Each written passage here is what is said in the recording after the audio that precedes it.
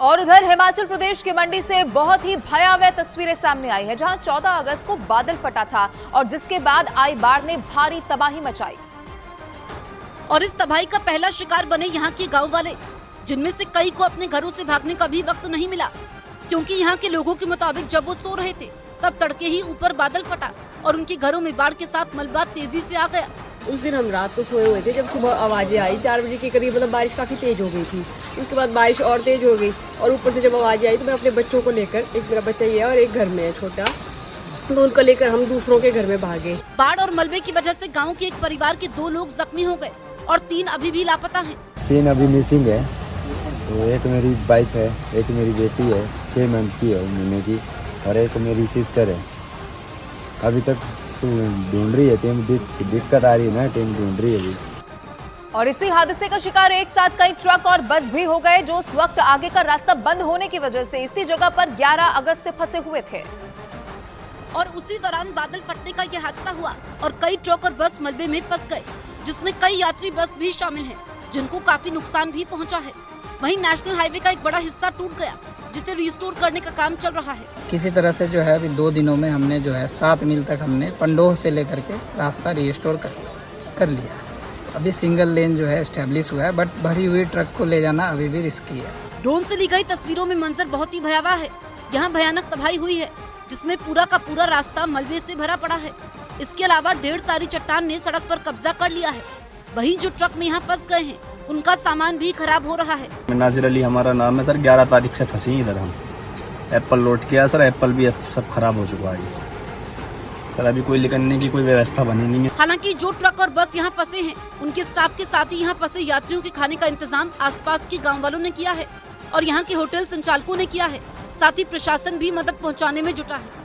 उत्तराखंड के कोटद्वार से सैलाब के कहर की एक डराने वाली तस्वीर सामने आई। वहां मालन नदी में आए उफान को पार करना एक ट्रक वाले को भारी पड़ गया। बताया गया कि वहां बने पुल के टूट जाने के बाद ट्रक नदी से होकर गुजर रहे थे, लेकिन तभी नदी में इतना भीषण उफान आया कि सबके होश उड़ गए। वहां से जो वीडियो सामने आया उसमें वो ट्रक मालन नदी के बहाव में फंसा दिखा। नदी के बीचों बीच खड़ा वो ट्रक देखते ही देखते पानी में लगभग पूरी तरह डूब गया। सैलाब का बहाव इतना तेज था कि भारी भरकम ट्रक भी हिलने लगा। बताया गया कि उस ट्रक का ड्राइवर नदी को पार कर दूसरी तरफ जाने की कोशिश में था, तभी अचानक नदी का जलस्तर बढ़ गया, जिसकी वजह से वो ट्रक वहीं फंस गया।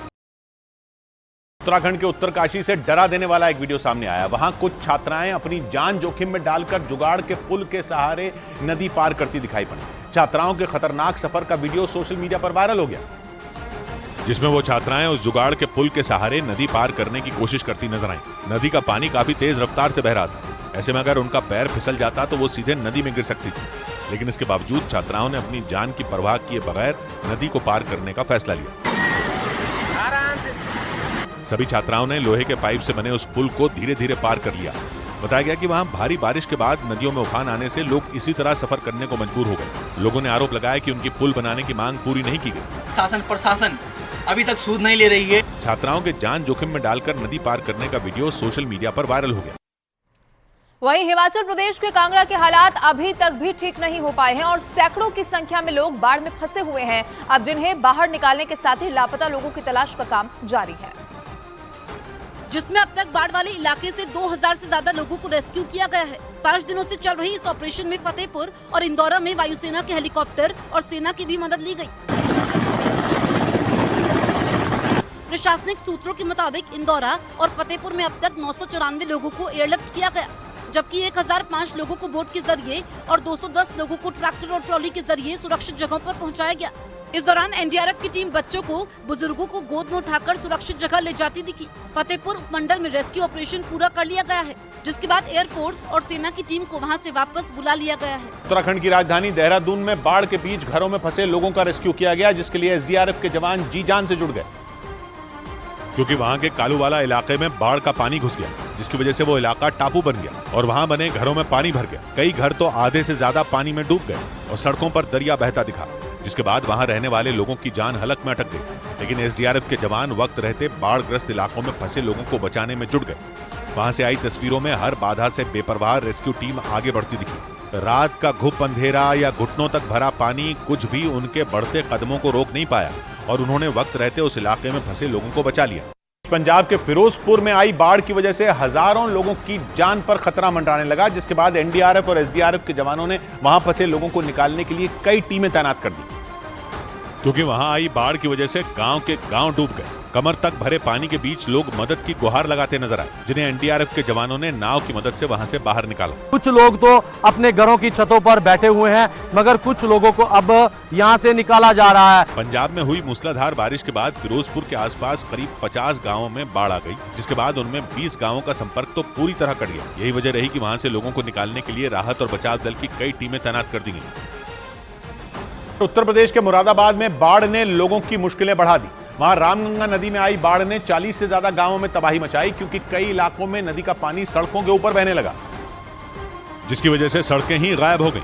वहां से जो तस्वीरें आई उनमें कुछ लोग जान जोखिम में डालकर सफर करते नजर आए। घुटनों तक भरे पानी की वजह से लोगों का पैदल चलना मुश्किल हो गया, जिसकी वजह से लोग ट्रैक्टर का सहारा लेकर एक छोर से दूसरे छोर तक जाते दिखे। उत्तर प्रदेश के मुरादाबाद में बाढ़ का पानी खेतों में घुसने से फसलें बर्बाद हो गईं और 40 से ज्यादा गांवों के लोगों पर मुसीबत आ गई। बिहार के भागलपुर से हैरान कर देने वाली एक तस्वीर सामने आई, जिसमें वहां के एक सरकारी स्कूल में कुछ छात्र क्लास में छाता लगाकर पढ़ाई करते दिखे, क्योंकि उनकी क्लास की छत से बारिश का पानी टपकता है। वहां से आई तस्वीरें उस स्कूल की बदहाली की दास्तां बयां करती दिखी, जिनमें स्कूल की छत जर्जर नजर आई, जिसमें प्लास्टर भी कहीं कहीं ही बचा दिखा। वहां की खिड़कियों में लोहे की जंग लगी ग्रिल तो बाकी दिखी, लेकिन बाहर से आने वाली बारिश या हवाओं को रोकने के लिए कोई शीशा या कवर नहीं बचा। उस स्कूल की छत इतनी जर्जर हो गई कि कभी भी ढह जाए, जिसकी वजह से जान जोखिम में डालकर पढ़ना और पढ़ाना वहां के छात्रों और शिक्षकों की मजबूरी बन गई। छत से पानी टपकता है, यहाँ पे जो शिक्षक है और हम लोग हैं जोखिम में डाल के पढ़ते हैं। उस स्कूल के कमरों में भी बारिश का पानी नजर आया, जिसने वहां रखे सामान को कबाड़ बना दिया। वहीं उत्तराखंड के बागेश्वर में अचानक से ही मौसम बिगड़ने की वजह से बहुत तेज तूफान आ गया और जिसकी वजह से एक बहुत बड़ा पेड़ जड़ से उखड़ गया और पेड़ उखड़कर एक घर पर गिर गया।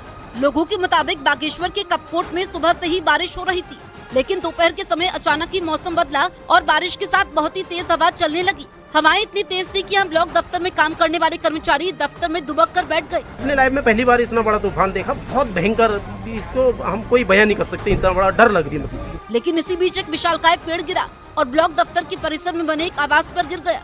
साथ में ढेर सारा मलबा भी घर में पहुँच गया, जिसमें एक व्यक्ति दब गया। मौके पर एनडीआरएफ और पुलिस की टीम ने पहुंचकर उन्हें रेस्क्यू किया और अस्पताल पहुंचाया। दक्षिणी अमेरिकी देश अर्जेंटीना में अचानक हुई बारिश ने वहां के हालात बिगाड़ दिए। वहां के ब्यूनस आयरेस से जो तस्वीरें आई उनमें सड़कों पर घुटनों तक पानी भरा नजर आया और लोग उसके बीच से गुजरते दिखे। वहां की सड़कों पर इतना पानी भर गया कि लोगों का घरों से निकलना मुश्किल हो गया, लेकिन लोगों को अपने घरों में भी राहत नहीं मिली, क्योंकि उनके घरों में पानी भर गया था। ऐसे में कुछ लोग अपने घरों से पानी निकालते नजर आए। वहां से आए एक दूसरे वीडियो में एक बस पानी में डूबी नजर आई। उस बस में इतना ज्यादा पानी भर गया कि सीट पर चढ़कर बैठने के बावजूद लोग भीग गए। बस में इतना पानी भरा देख उसमें बैठे लोग डर गए और चिल्लाने लगे। बताया गया कि वहां 12 घंटे तक लगातार बारिश हुई, जिसकी वजह से सड़कों से लेकर घरों तक पानी भर गया, जिसने लोगों की मुश्किलें बढ़ा दी।